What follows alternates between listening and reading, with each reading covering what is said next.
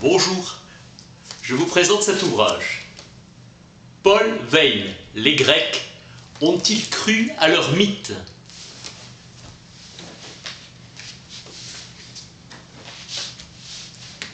Cette question n'a pas de sens pour un ancien. La vérité elle-même est historique, Michel Foucault. L'idée de vérité a évolué. C'est un essai sur l'imagination constituante. Au lieu de croyance, on doit parler de vérité. Et elles étaient elles-mêmes des imaginations. L'imagination est au pouvoir depuis toujours. Faculté transcendantale au sens kantien. Les hommes ne trouvent pas la vérité, ils la font comme ils font leur histoire. Ils savaient que les poètes mentent. Épurer le mythe par la raison en le réduisant à son noyau historique. Épuration du mythe par le logo, ne s'opposant pas comme l'erreur et la vérité. Le mythe était un sujet de réflexion grave. Un historien antique ne cite pas ses sources, ou rarement. Leur histoire ressemble à notre journalisme. Il veut être cru sur parole. Pausanias, j'ai appris que, ou d'après mes informateurs, les ouvrages des anciens ne s'encombraient pas de citations. L'histoire comme tradition ou vulgate. Les historiens anciens se recopient les uns les autres, la version transmise par leurs prédécesseurs comme une tradition, cherchant seulement à l'améliorer. Sans se demander est-ce vrai, en se bornant à ôter les détails qui leur ont semblé faux, invraisemblables et fabuleux. Présumant qu'ils disent vrai, Tite-Live ne s'est jamais demandé « Mais comment le sait-il » La tradition était là et elle était la vérité. Le texte du récit faisant autorité, l'histoire est perdue. Si ceux qui approchent les grands négligent de relater l'histoire de leur époque. L'historien est lui-même source et document. Tite-Live se demande si Cornelius Cossus, qui tua en combat singulier le roi étrusque de Véies, était tribun ou consul, et opta pour la seconde, une inscription sur la cuirasse, le dit consul. Tite-Live n'a pas cherché des documents, mais a reçu le témoignage de l'empereur à ce sujet. Un historien est une autorité pour son successeur. Il relève des erreurs et les rectifie. Il corrige. Jusqu'à saper son autorité, c'est tout ou rien. Car l'histoire est née en Grèce de l'enquête et non de la controverse, historia.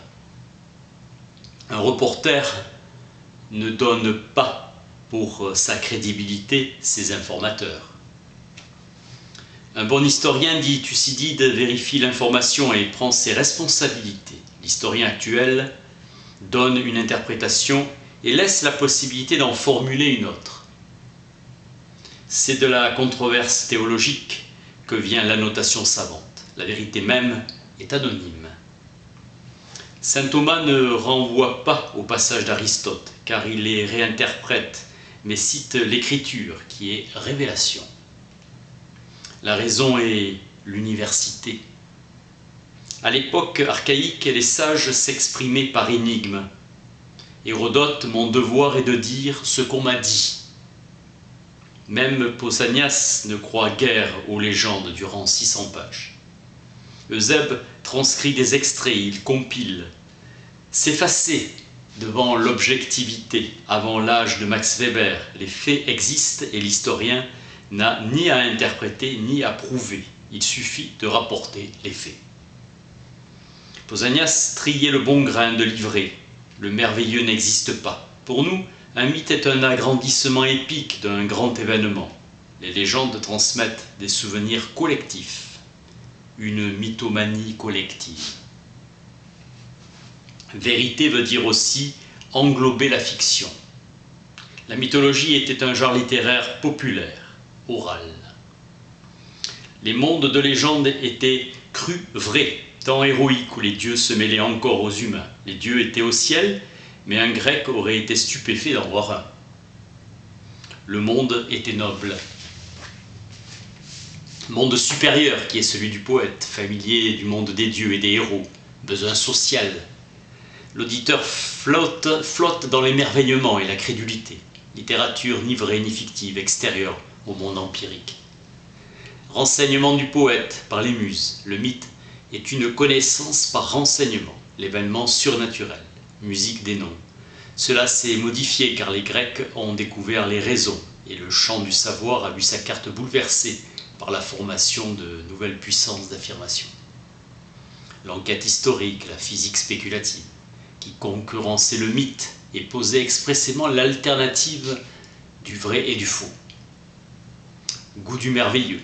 Thalès, le premier, trouva la clé de toute chose. Tout est haut.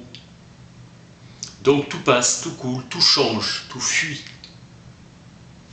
Le mythe fut concurrencé par des spécialistes du vrai qui se mirent à faire autorité.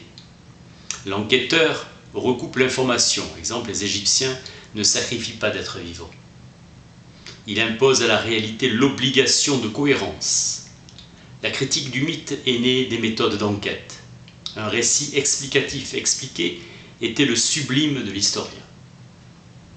Une cause, une raison. Puis rendre aux événements leur silhouette originale, schéma.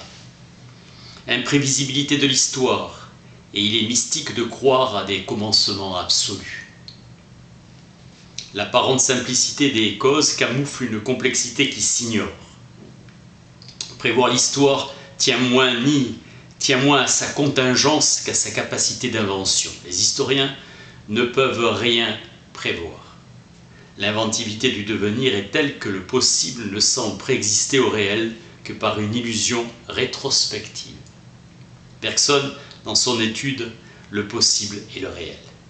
Mais 1968, explosion de mécontentement, expliquée par la mauvaise organisation administrative du système universitaire de l'époque.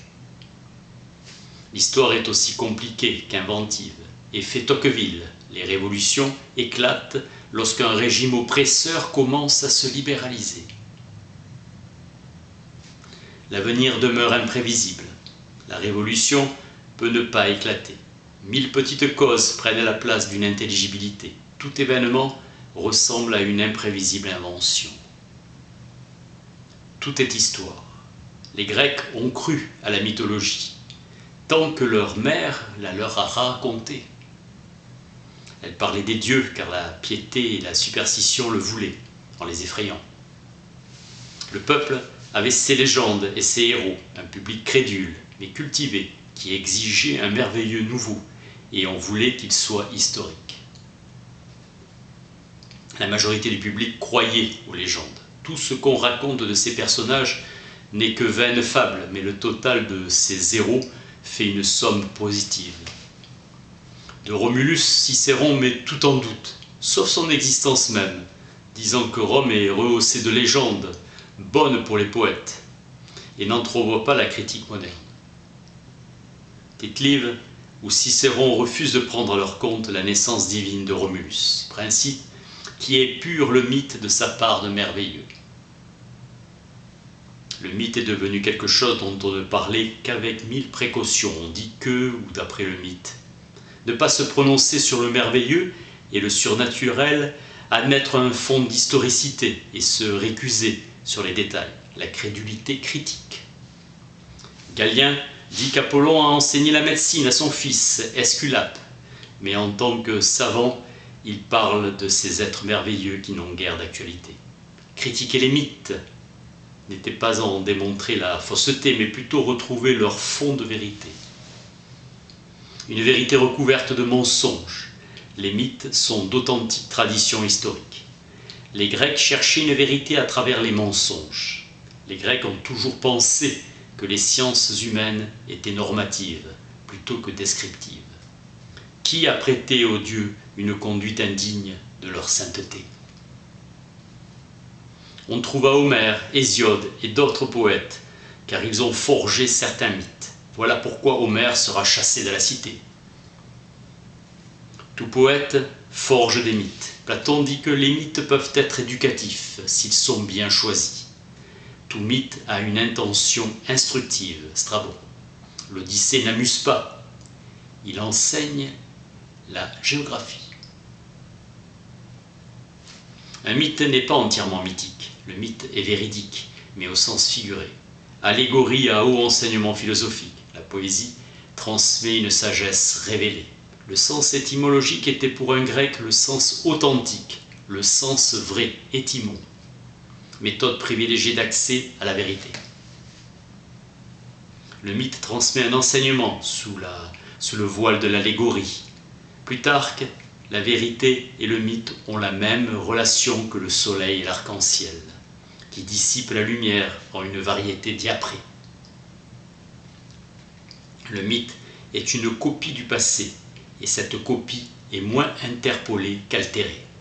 Anecdotes privées, simples faits divers, du temps jadis que les déformations ont rendu faussement merveilleux.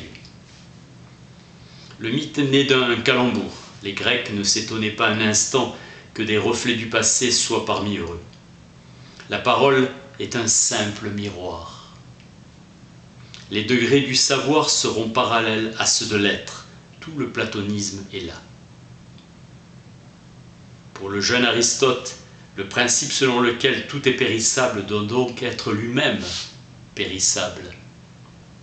Mais si le principe périt, alors les choses cessent de périr.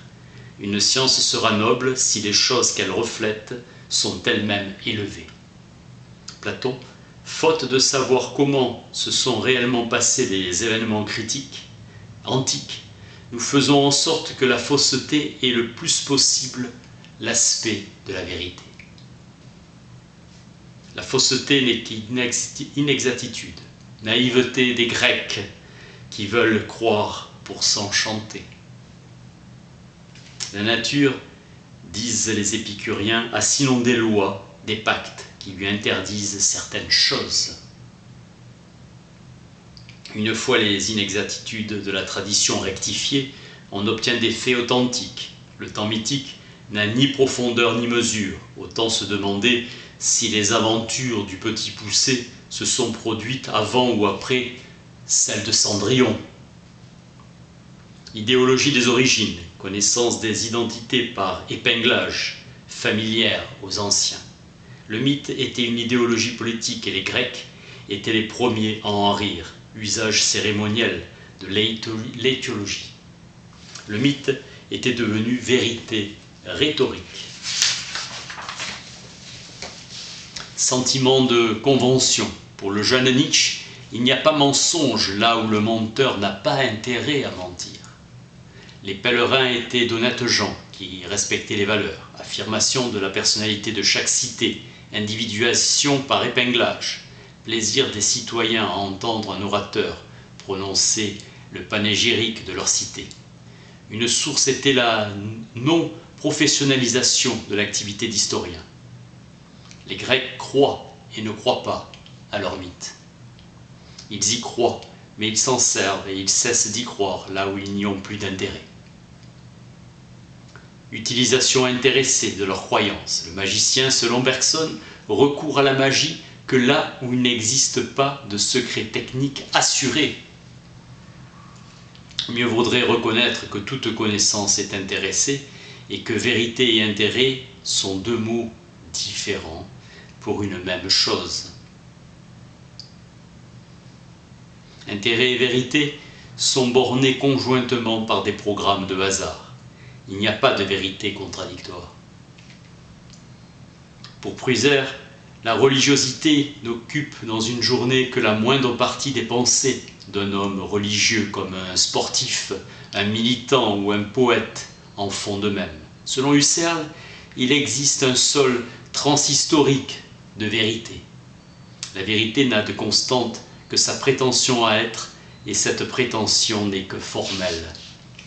Son contenu de normes dépend des sociétés. Sartre disait que l'imaginaire est un analogon du réel. Ces différents mondes de vérité sont eux-mêmes des objets historiques et non pas des constantes de la psyché. Schulz affirme la pluralité de nos mondes. Plus tard, on adorera à Versailles le grand roi, tout en quinquannant sur ses moindres gestes. Le scepticisme est de règle chez les intellectuels. La contradiction des conduites observables trahit le mouvement des forces sous-jacentes. La lucidité demeure prisonnière des relations de force.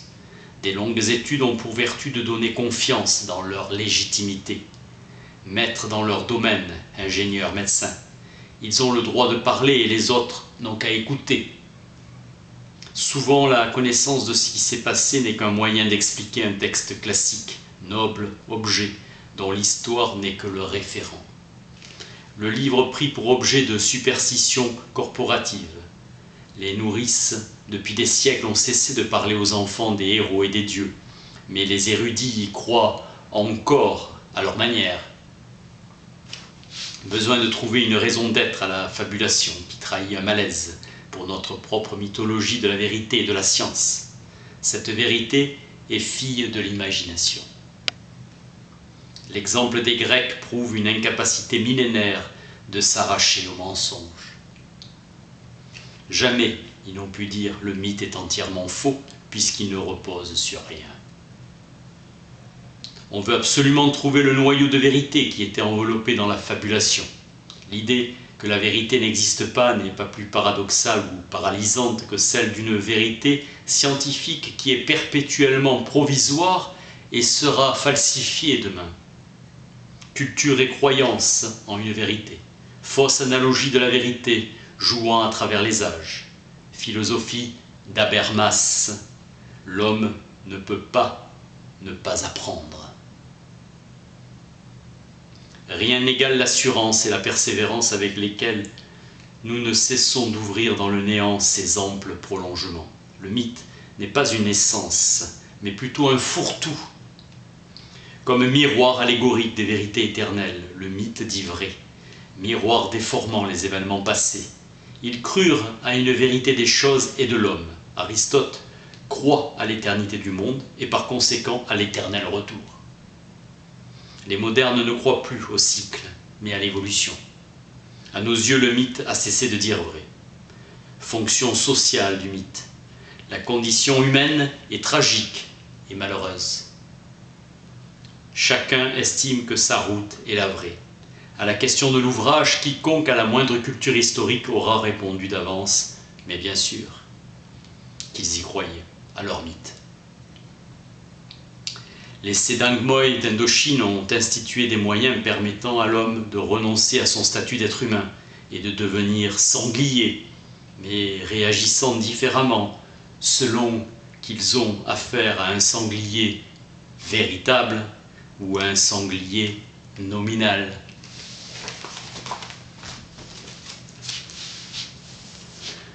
Paul Veyne, les Grecs ont-ils cru à leur mythe? Merci.